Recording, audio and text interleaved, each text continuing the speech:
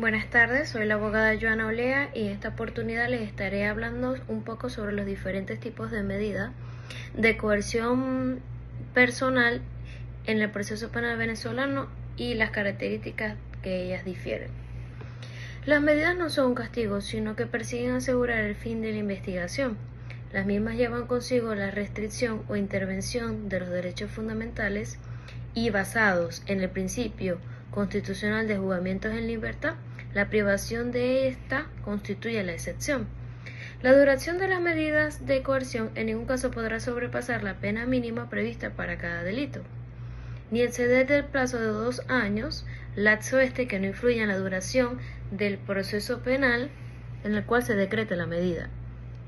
Bien, pasamos a la aprehensión por flagrancia.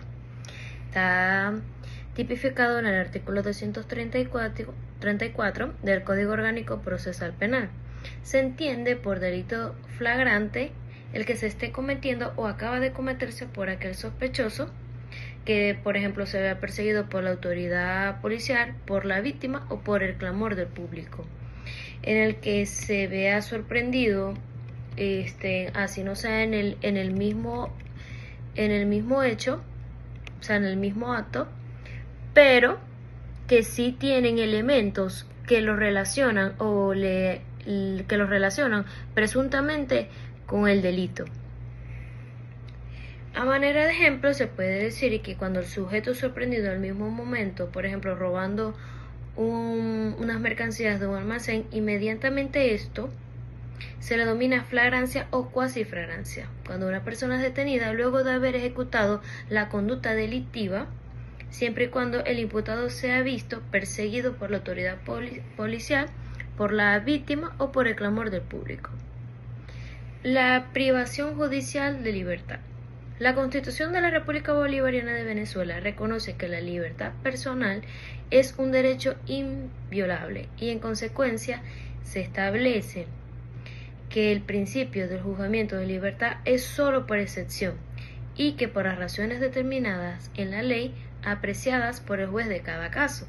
El juez evaluará en el momento de la flagrancia cuál tipo de medida es la acorde para cada uno.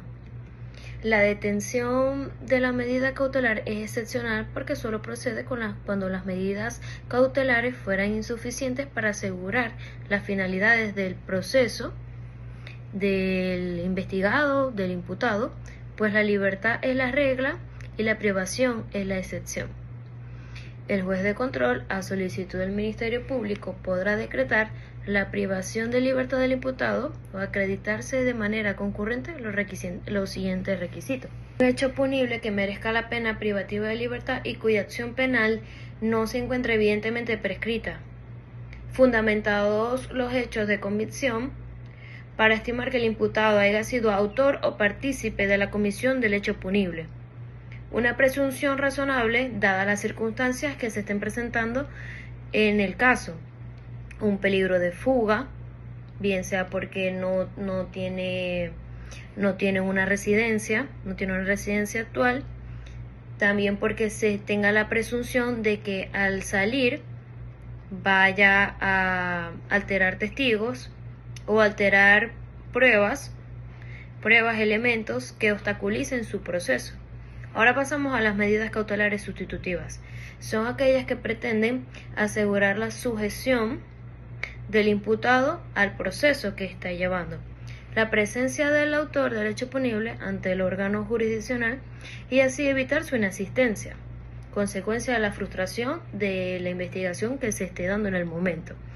El Código Orgánico Procesal Penal, en su artículo 242, establece una serie de medidas que deberán ser interpuestas por el juez o a solicitud del Ministerio Público.